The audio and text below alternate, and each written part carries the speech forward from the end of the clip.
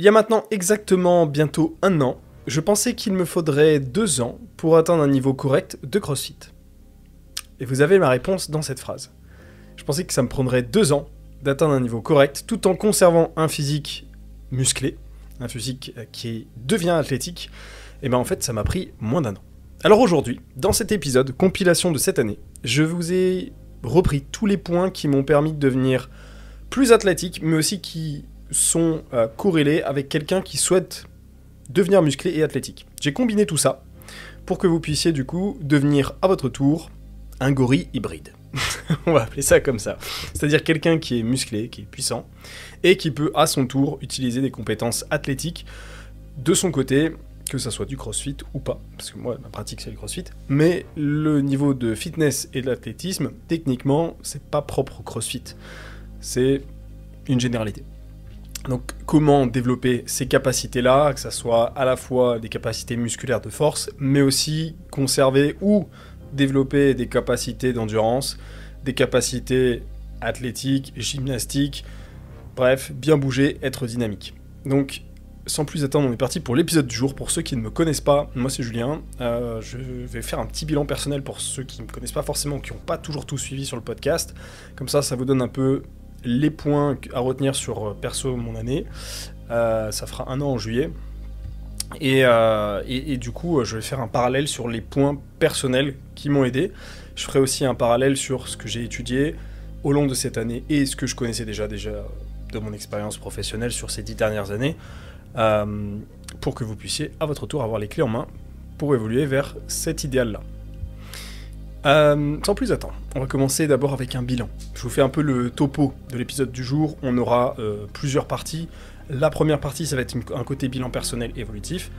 La deuxième partie, c'est des stratégies clés générales. C'est pas propre à moi, c'est pas forcément ce que j'ai vécu, mais c'est des stratégies clés qui peuvent être utiles pour tout le monde. Ensuite, ça va être une partie plus sur les pièges classiques, les choses à éviter qui vont vous permettre de mieux optimiser cette transition ou ce développement. Et une petite partie finale, ressources. Donc sans plus attendre, on est parti pour cet épisode, j'espère que vous allez bien.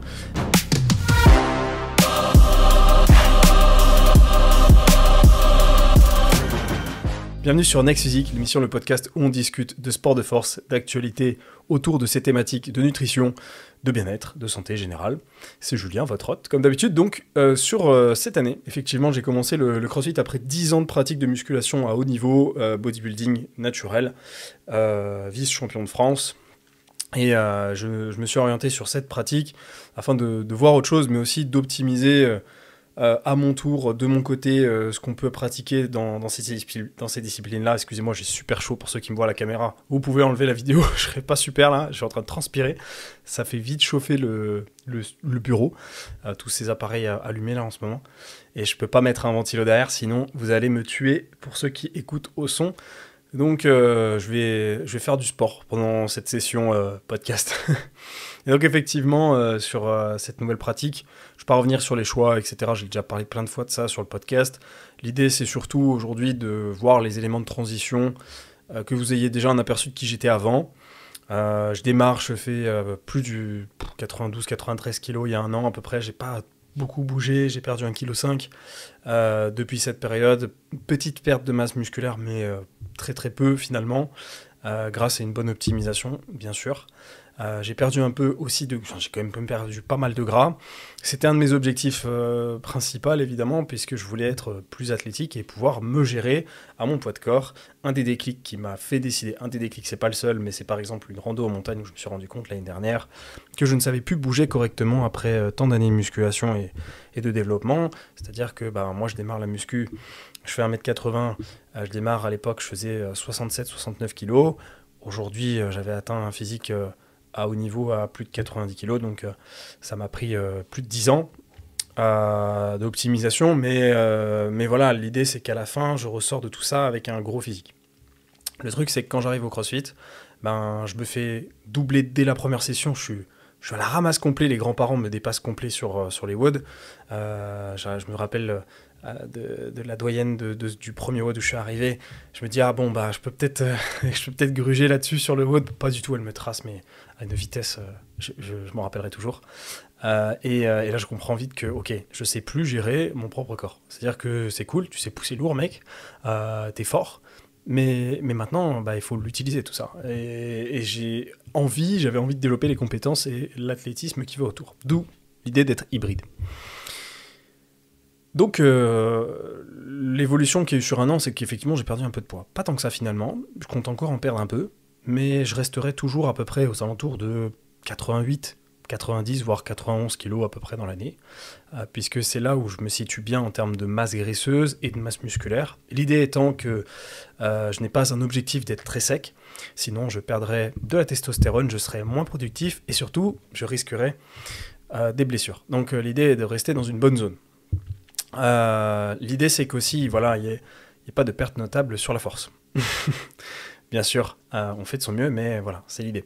Au niveau des performances, personnellement, sur cette année, c'est pour vous citer quelques points que j'ai pu tester récemment, ou j'ai testé au fur et à mesure du temps. L'idée était aussi de développer des compétences, chose que j'ai réussi à passer quasiment tous les mouvements de gymnastique qu'on utilise en CrossFit. Il m'en reste un seul, c'est le handstand walk, donc c'est savoir marcher sur les mains. Parmi les mouvements majeurs, on va dire, et pas précis, comme je sais pas, la pirouette par exemple. Bon, la pirouette, c'est savoir tourner sur place en handstand walk. Bref, ça c'est pour plus tard. Mais pour les mouvements majeurs de base, il me manque plus que celui-là. En termes de performance, si vous voulez, au niveau cardio, nous, ce qu'on utilise au CrossFit, bah, c'est surtout le 5 km qui est intéressant. C'est savoir quel est son temps qu'on effectue sur 5 km. J'ai commencé mon premier test quelques mois après. Je faisais 31 minutes au 5 km. J'avais vraiment perdu par rapport à ce que je faisais avant la musculation. Mon meilleur temps de toujours, ça a été un 21 minutes, mais à l'époque, je faisais 67-69 kilos. Et aujourd'hui, du coup, j'ai pu progresser sur un 23 minutes, donc j'ai gagné 8 minutes sur ces 6 mois d'entraînement sur le 5 km. Et là, actuellement, je m'entraîne sur à peu près du 21-22. Je pense que je ne retrouverai pas le 21, c'était 21-05 à l'époque, un truc comme ça, mais je vais essayer de m'en rapprocher. En tout cas, descendre sous les 22, c'est un peu l'objectif. Donc voilà pour le côté évolution de cardio. Côté évolution sur les exo-haltéros, voilà, l'idée c'est de les apprendre, mais on les apprend pas vraiment toujours, ils sont toujours en travail en réalité. En tout cas, niveau force, j'ai pu l'exploiter, puisque en musculation, on réalise des séries avec une charge certaine pour plusieurs séries, et l'idée n'est pas d'avoir une performance pure sur une seule répétition. En tout cas, c'est pas très intéressant pour nous, en muscu body. Et là, du coup, j'ai pu me concentrer sur un travail de charge très lourde, c'est-à-dire aller chercher ce qu'on appelle les 1 RM, c'est-à-dire la répétition maximale que l'on peut réaliser avec une charge. Et j'ai pu exploiter du coup mes compétences et ce que j'ai pu développer ces dernières années.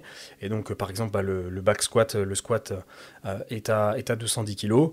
Je vois mon soulevé de terre j'ai fait un 215 mais dans un temps limité, donc en réalité je pense pouvoir faire 230-250, en tout cas sur 3 reps sans temps limité je fais à 210 et sans facilité sans difficulté puisque je l'ai effectué sans faire de prise mixte. Donc je suis parti en prise normale YOLO et je l'ai passé, je pense faire plus. Donc voilà, du côté exploitation de ma force, c'est pas le truc où j'ai eu le plus à travailler, mais c'est un truc qui a été fait en tout cas. Ça demande quand même du travail évidemment, il faut cycler, faire des cycles et savoir exploiter en conséquence.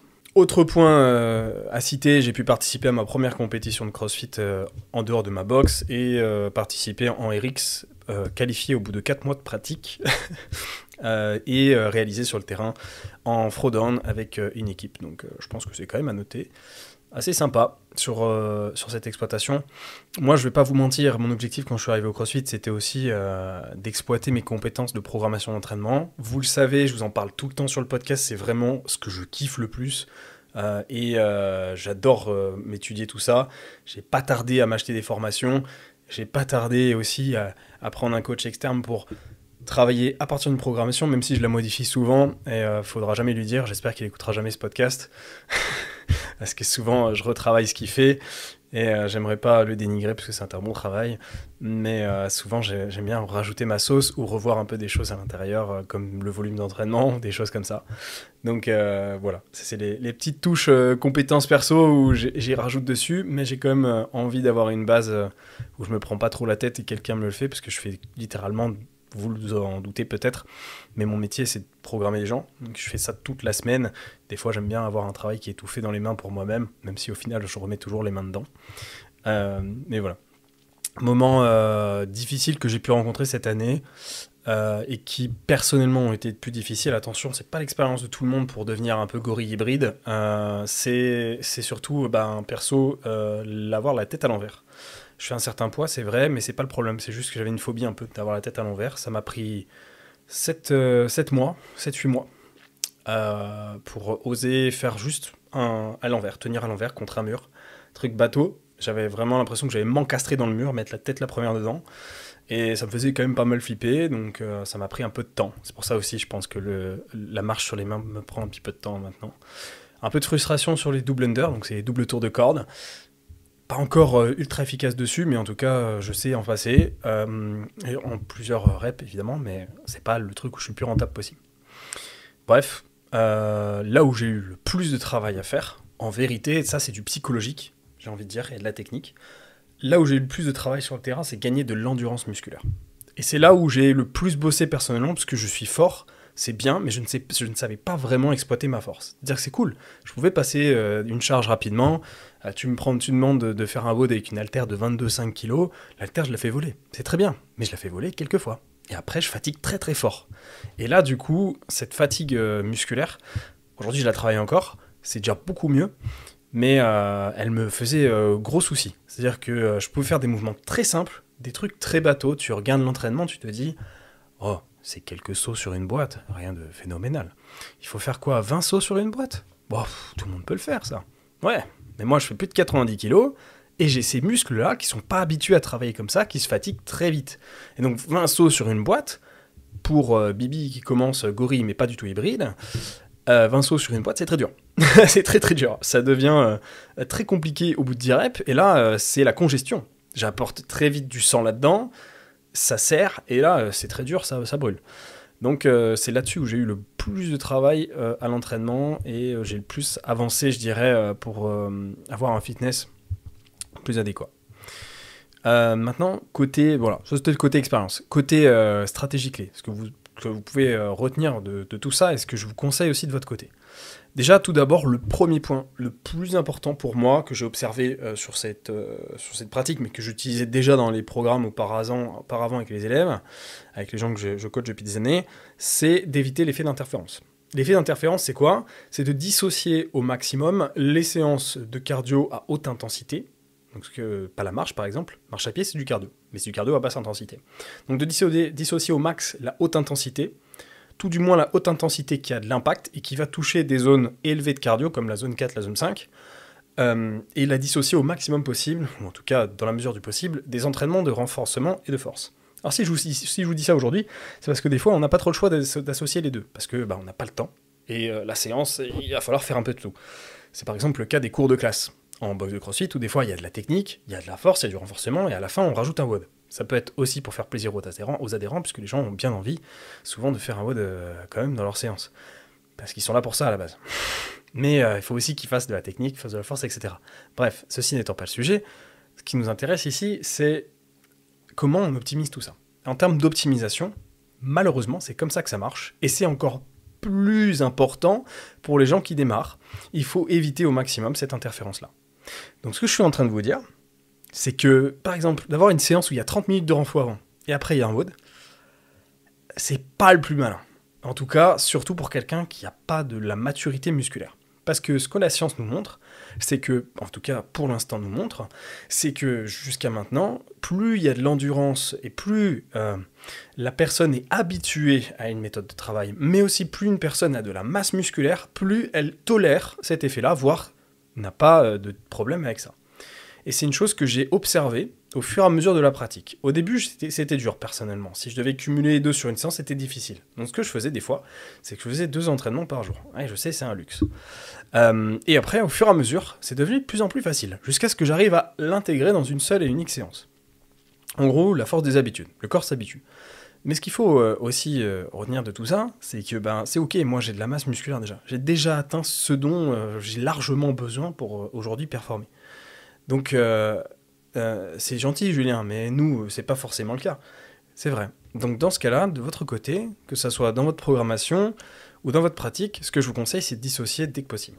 D'éviter effectivement les zones hautes et en tout cas de les limiter avec le travail en question. Alors des fois, ça m'arrive de WOD, bien sûr, et de faire un travail de renfort à l'intérieur d'une séance. Je le fais demain, par exemple. Mais demain, je vous donne un exemple, je vais avoir un travail de charge très lourde au départ sur un mouvement latéraux, le clean and jerk. Je vais travailler un petit peu mes jambes derrière, et en fin de séance, j'ai un WOD. Et ça, c'est une fois dans la semaine. C'est une seule fois. Voilà. C'est le seul moment où je vais le faire. Et d'un autre côté, au CrossFit, par exemple, il faut un peu s'habituer à faire un peu de tout. Parce que quand on est en compétition, on n'aura pas le choix. Donc, c'est ok, mais il faut essayer de le faire le moins possible. Et de dissocier au max, d'avoir des séances qui sont un peu plus focus. Et si vous voulez travailler votre cardio, chose que les gens ne font pas vraiment, ou en tout cas le moins, c'est de travailler sur de l'endurance. C'est de travailler sur des zones qui sont moins hautes, et qui du coup ont moins d'impact. Et exemple d'entraînement qui se cumule bien, c'est d'avoir des tractions, des dips, et à la fin, du vélo. Donc ça peut être ça, mais ça peut être autre chose comme groupe musculaire. Mais voilà, l'idée c'est qu'on peut cumuler effectivement par exemple du vélo sur longtemps. On ne parle pas d'un vélo où je me mets dessus 5 minutes et j'envoie 400 watts à la seconde dessus. On parle de séances où je vais travailler mon endurance de fond et à côté, je vais rajouter du renforcement. Ça se cumule bien. C'est pour ça que par exemple aujourd'hui vous avez plein de gens que vous avez croisés en salle de sport qui vont pas avoir trop de problèmes dans leur masse musculaire et qui vont rajouter du gros cardio à la fin sur du long terme, mais qui tapent pas trop dans les zones. Par exemple, les gens qui font de l'escalier. Vous avez déjà croisé sans doute des gens qui ont un super physique et qui font de l'escalier à la salle de sport. Eh bien oui, ça matche très bien, parce que ces gens-là, techniquement, vont pas taper les zones 4, les zones 5. Peut-être la zone 3, la zone 2, mais pas en zone 4, 5. Et c'est ça qui est intéressant. C'est ces zones-là qui sont plus intéressantes quand on veut cumuler le tout. Ça, c'est l'enseignement que je voulais absolument donner aujourd'hui.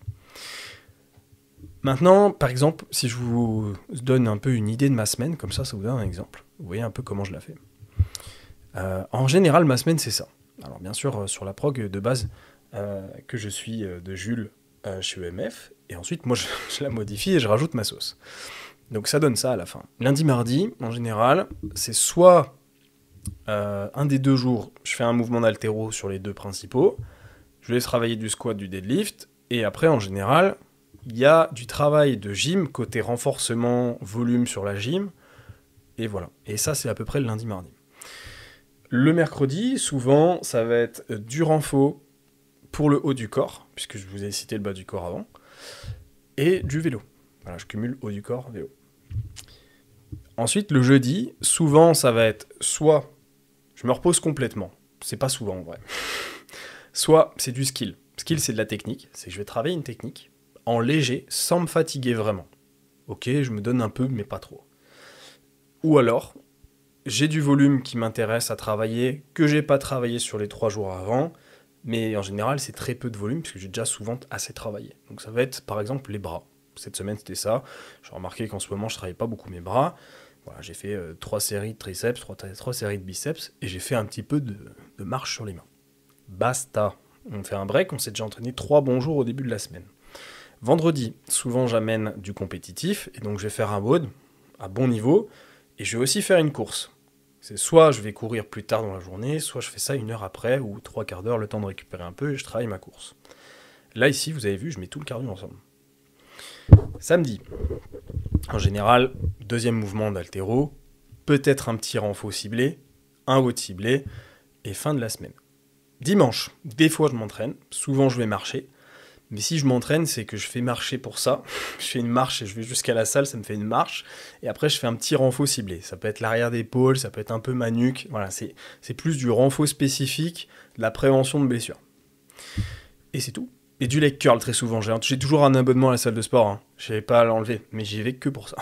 Soit j'y vais pour de la prévention de blessures, soit j'y vais pour du leg curl, parce que le truc c'est que souvent dans les mouvements de fitness, crossfit ou autre, on travaille beaucoup les poussées, et souvent on travaille pas assez les ischio-jambiers, donc il n'y a pas assez de volume là-dessus. Voilà. Grosse source de blessures sur les genoux d'ailleurs. Si jamais. À bon entendeur. Donc voilà, après je sais qu'il y en a qui vont me demander, oui, du coup tu mettrais quoi comme incontournable qu'on peut utiliser? Squat, deadlift, RDL. Les bases bas du corps, si c'est ok pour vous en termes d'intégrité physique, c'est des mouvements majeurs, ils travaillent beaucoup de muscles, ils sont hyper efficaces en construction musculaire, gain de force, transfert, c'est génial. Traction, dips, pompe suspendue. Dips ou pompe suspendue à choisir. Pompe suspendue, c'est top pour l'hypertrophie. Les dips, si on veut du transfert pour la dips. Voilà. Mais perso, je préfère la pompe suspendue quand même. En termes de résultats, c'est supérieur. On a une meilleure convergence des pecs.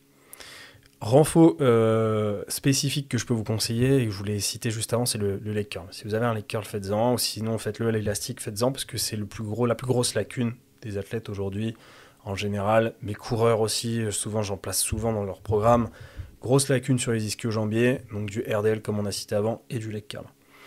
Ensuite, au niveau de benchmark gymnastique, qui sont intéressants, que j'ai pu travailler cette année, que je vous recommande, c'est les benchmarks de 50 reps. C'est des 50 reps, je n'ai pas de traction. Traction stricte, 50 reps. 50 reps de traction stricte, je touche le menton. C'est pas le menton qui passe, c'est la poitrine qui touche. Chest, on appelle ça.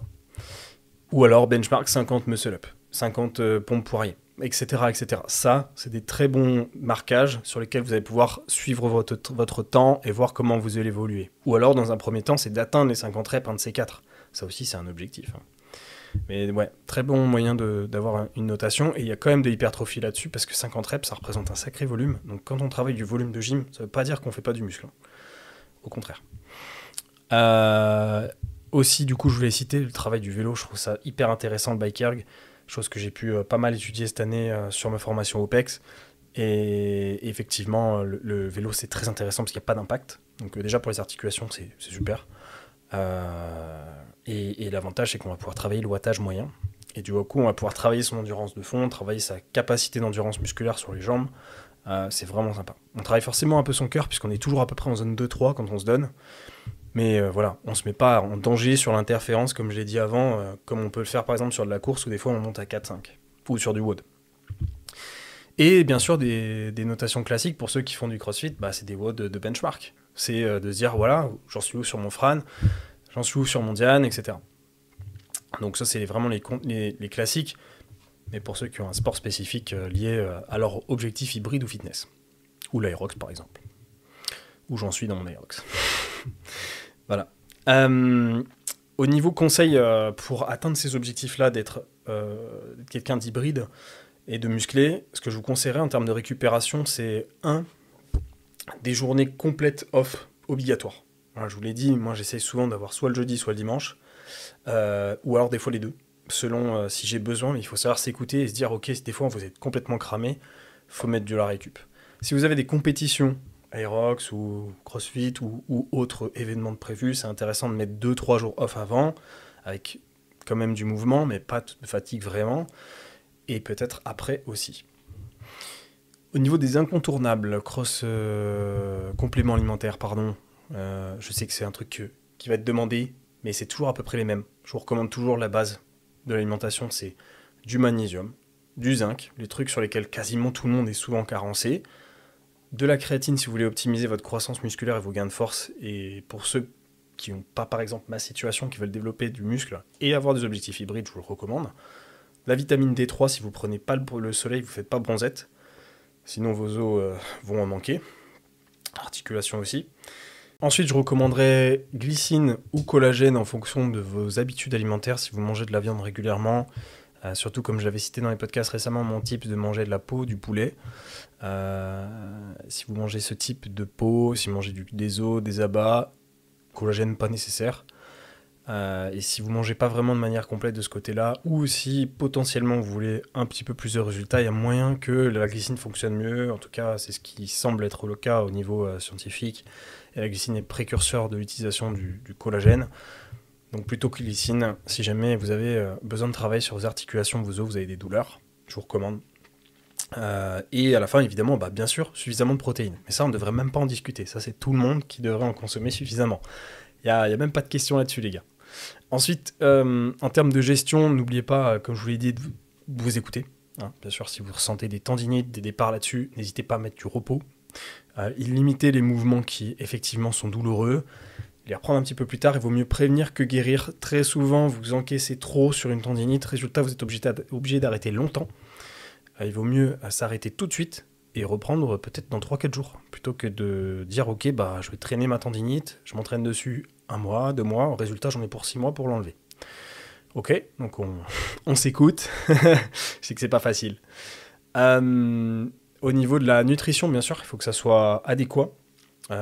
Pour ma part, je le cite pas beaucoup, mais au final, je sais que lorsque je travaille avec des personnes, et ce depuis longtemps, puisque forcément j'ai travaillé avec beaucoup de crossfitters avant, ou de gens qui sont dans la calisthénie, des choses comme ça, la diète, c'est votre gestion de votre activité, de votre fitness en fait.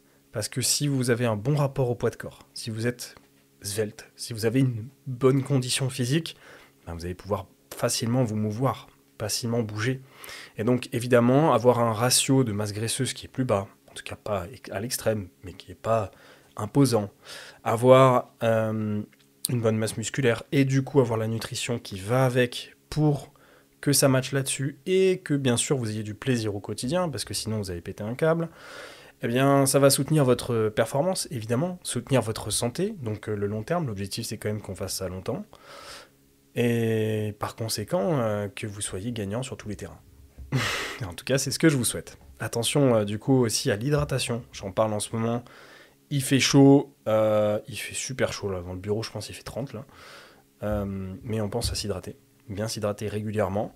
Et on pense aux minéraux pour la performance que je vais recommander du coup dans ces sports-là, c'est les électrolytes. Pour ceux qui ne supplémentent pas en zinc, magnésium, je vous retape une deuxième fois sur les doigts dans ce podcast, bah, prenez au moins des électrolytes, s'il vous plaît. Les électrolytes vont vous permettre de compenser les pertes hydriques. Je pense à la chaleur, mais je pense aussi à mesdames pour vos règles, je pense aux personnes qui transpirent beaucoup comme moi. Nous, on va perdre malheureusement beaucoup de ces parties-là. Donc la carence arrive très vite, et le problème c'est que des carences sur ces parties-là, c'est un système immunitaire qui fonctionne pas bien, c'est des blessures faciles, c'est peut-être des petites élongations, peut-être des petites crampes, et c'est du coup aussi moins de performance surtout, beaucoup moins de performance. Donc attention de ce côté-là. Maintenant sur la dernière partie, c'est les pièges, une chose que je vous conseillerais d'éviter. On en a parlé, le premier, c'est l'équilibre musculaire entre les RDL et le leg curl, que je vous conseille impérativement d'inclure, aussi potentiellement du travail sur les mollets. Souvent, on évite ou on bâcle ces parties-là d'entraînement. En résultat, on se blesse facilement genoux, hanches, et en résultat, on a beaucoup de poussées dans ces activités, souvent beaucoup de quadriceps, mais l'arrière de la cuisse est très peu travaillé, donc il y a des blessures. Je pense que c'est important du coup de développer une base solide sur la force relative et sur les mouvements de base. Alors bien sûr ceux qu'on a cités jusqu'à maintenant sur le RDL, le squat, mais aussi du coup sur les tractions, les dips. Je pense que c'est important de développer une certaine force là-dessus, surtout pour les activités où on en aura besoin, puisque sinon en fait le reste ne passera pas. C'est bien de savoir peut-être passer des tractions qui pingent, mais en fait si on ne sait pas passer des tractions tout court, si on ne sait pas gérer son poids de corps sur des mouvements de base musculaire, il y a du boulot, il faut s'y mettre. C'est pas un moment où je vous tape sur les doigts en mode c'est pas bien. Il n'y a rien de mieux que de s'y mettre en fait. Il n'y a rien de mieux que de travailler ça. Le plus important, c'est effectivement d'acquérir ça. Avant de réfléchir à acquérir des mouvements techniques, c'est là où je veux en venir, on va d'abord essayer d'avoir la base. Savoir gérer des tractions. Savoir en faire plusieurs, en faire plein. Faire des tractions australiennes, des tractions penchées. Et après, on verra pour des tractions classiques. L'idée, c'est d'avoir ces bases-là. Avant de dire « Ah, j'ai pas ça », ayez la base. La base. Si vous avez la base, honnêtement, vous êtes déjà en réussite. C'est déjà une réussite. Parce que physiquement, il n'y a pas grand monde qui fait ça déjà. Pas grand monde qui passe des tractions. Mais aussi et surtout, au niveau de votre gestion, votre fitness personnel, vous avez une superbe intégrité physique avec ça. Donc félicitations si vous êtes déjà arrivé à cette première étape. Et après, on réfléchira à des muscle-up et compagnie, là, tout ça, plus tard. Donc là où je voulais en venir, c'est d'éviter le piège de dire « Ok, je sais pas faire des muscle-up. » Ouais, mais tu sais faire des tractions. Ah non. Déjà, il faut savoir passer des tractions. Et pas qu'une seule, plein. Ok. Patience et régularité, c'est le troisième point que j'avais noté à vous citer. Je vous demande d'être patient avec vous-même. On ne va pas passer les tractions comme ça en 2 semaines. On ne va pas passer tout en... Alors si on n'a rien fait dans sa vie avant, bien sûr, ceux qui ont déjà fait la muscu avant comme moi, évidemment, vous allez passer vite les mouvements. Et moi, je vous dis, voilà, j'ai passé moins d'1 an pour avoir quasiment tous les requis. Ouais, mais attendez, moi j'ai la masse musculaire, j'ai la force, et en plus c'est mon métier. J'ai les connaissances, je me suis acheté des formations pour que je puisse connaître correctement ces sujets-là. en fait, c'est normal que je vais plus vite. Et c'est normal que vous preniez plus de temps. Je vois qu'il y a des gens, ils m'ont dit, putain, tu me décourages et tout, en story sur Insta. Mais je suis pas là pour vous décourager. On n'a pas la même pratique, moi c'est mon métier. Et de votre côté, soyez patient, vous comparez pas aux autres. Soyez conscient de vous-même et de là où vous étiez il y a 2-3 mois. Et s'il y a 2-3 mois, vous étiez moins bon qu'aujourd'hui, vous êtes en réussite. Félicitations. Soyez fiers de ça. Pensez à maîtriser votre poids de corps, ça on l'a déjà cité. Mais effectivement, il faut savoir gérer son poids de corps avant de charger. C'est important. La technique, voilà. Focus technique, c'est un des gros enseignements de l'année pour moi. Mais c'est aussi généralement le plus gros enseignement, c'est priorité absolue à une bonne exécution. Je vois souvent des fois dans les coachings des gens qui commencent à dire oui, j'aimerais bien charger un petit peu plus et tout. Ouais, mais attends, ta technique elle est pas bonne. Donc avant de dire ok, je vais charger, etc., savez gérer le mouvement sans pépin, sans qu'il soit risqué, en évitant les blessures. C'est votre longévité qui, encore une fois, est en jeu. Donc, patience, oui, mais surtout travail technique. Il faut travailler la technique. C'est pas marrant, des fois, de faire des entraînements où on fait que de la technique. Des fois, on a envie de toujours pousser lourd, mais il n'y a que comme ça qu'on passe des caps. Enfin, je dirais de gérer les cycles et de faire attention, du coup, effectivement, le piège de l'interférence qu'on a cité tout à l'heure, où, effectivement, vous pouvez vous retrouver à être pas très rentable sur votre activité et sur votre développement, surtout pour ceux qui veulent développer de la force, de la masse musculaire par exemple, qui veulent passer des tractions et qui se retrouvent avec des séances traction à la fin, ils vont courir, ou qui font un WOD à la fin, mais attention, du coup vous risquez d'être dans ces zones-là d'interférence. Ok. Dernier point que je vous donnerai en conseil aujourd'hui, on a parlé de volume d'entraînement. Puisque le volume d'entraînement, quand il est adéquat, on obtient ses meilleurs résultats. Soit on n'en a pas assez, et on va tout simplement pas assez stimuler, donc pas créer de développement. Soit on va se retrouver avec un volume d'entraînement qui est trop important, et dans ce cas-là, on se fatigue trop, et résultat, on n'est plus rentable. Donc l'idée, c'est d'avoir le juste volume d'entraînement. Ça tombe bien, j'ai fait un guide là-dessus. J'ai lancé cet hiver, il est gratuit, il est tout neuf, c'est en lien en description. Voilà, c'est le guide de volume d'entraînement. Et vous avez une version premium, pour ceux qui le souhaitent, avec une version avancée du guide de volume qui comprend des calculateurs intelligents qui vont être à télécharger dans le guide de volume, qui vous aideront à avoir les calculs automatiques idéaux pour vous. Voilà.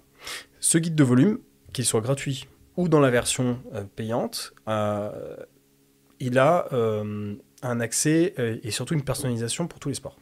J'ai tout inclus à l'intérieur. Ça m'a pris vraiment du temps de le développer, ça m'a pris plus d'1 an. Donc, si vous êtes runner, si vous êtes go muscu, si vous êtes crossfitter, il y a un moyen de cibler et de voir son activité et du coup une bonne personnalisation avec ça. Et pour ceux qui, si jamais, souhaitent aller plus loin, c'est mon métier. Comme je vous l'ai dit, la programmation des entraînements, c'est mon dada. Donc si jamais vous voulez rejoindre les élèves pour cet été ou pour la rentrée, n'hésitez pas à m'envoyer un petit message. Vous avez encore une fois le lien en description. J'espère que cet épisode vous a plu. Comme d'habitude, si je vous ai apporté des connaissances, n'hésitez pas à m'aider en retour. Un like, ça coûte rien et ça vous coûte 2 secondes, mais pour nous, ça nous aide énormément à faire vivre le podcast puisque ce n'est pas gratuit. Et donc, effectivement, ça nous aide beaucoup. Donc, merci pour ceux qui le font. Je vous souhaite, bien sûr, de devenir votre petit gorille hybride. Je sais que gorille, c'est pas forcément vendeur, mais c'est un peu ça. En gros, pour moi, je trouve que c'est largement atteignable si on a les bonnes méthodes, mais surtout si on s'applique. Donc, avec beaucoup de points que j'ai cités aujourd'hui qui sont en application, c'est sûr que vous allez y arriver. Moi, je l'ai fait, c'est vrai, en 6 mois, mais vous pouvez le faire aussi, et peut-être pas en 6 mois, c'est vrai. Mais en 1 an, en 2 ans, c'est faisable. Alors, soyez réguliers, soyez intelligents, mais surtout, soyez patients. Merci pour votre écoute. C'était Julien. Hey! Tu as bien écouté ce podcast? J'espère qu'il t'a plu. C'est Julien, je suis créateur du podcast Next Physique, mais aussi coach depuis de nombreuses années. Avec un bon développement depuis 5 ans maintenant, j'ai pu aider des centaines de personnes à se transformer physiquement, mentalement et devenir la meilleure version d'eux-mêmes. À l'origine, je dirigeais une équipe qui s'appelle MFT, Mystic Tidings. On souhaitait réunir les meilleurs conseils et spécialistes afin d'obtenir un quotidien optimisé et devenir un vrai athlète, à sa façon.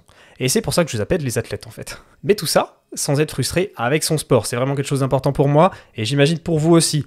Avec un quotidien optimiser, vous pouvez faire votre vie, tout simplement, gérer votre diète avec plaisir, et désormais, je suis devenu un peu un expert en la matière. Next Physique s'inscrit dans la lignée de l'esprit de ce coaching. Je souhaite le meilleur pour chacun de mes élèves, afin que vous puissiez gérer vos PR, votre vraie surcharge progressive, et ainsi atteindre votre Next Physique. Car c'est un suivi, donc je suis présent tous les jours, pour assurer la meilleure évolution possible de la personne, et c'est pour ça que j'ai décidé à l'initial de faire du coaching en ligne et pas en salle. Oubliez les diètes sans cookies, oubliez les exos qui changent à gogo chaque semaine parce que c'est du marketing. Ici, on va progresser sur les exercices et bien sûr des exos qui vous plaisent et qui rentrent dans votre emploi du temps, votre salle de sport et son agencement.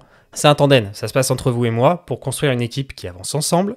Je vous prépare le terrain, j'assure vos arrières et vous faites le job à l'intérieur du terrain. Les coachings sont sur réservation. Si tu écoutes ce podcast, c'est que tu es intéressé par l'optimisation de tes résultats et je suis sûr qu'on ira du coup loin ensemble. Contacte-moi directement sur Instagram pour qu'on en discute et qu'on regarde mes disponibilités de réservation ou qu'on s'appelle tout simplement si tu veux qu'on en discute. Plus d'informations sur le suivi en lien en description.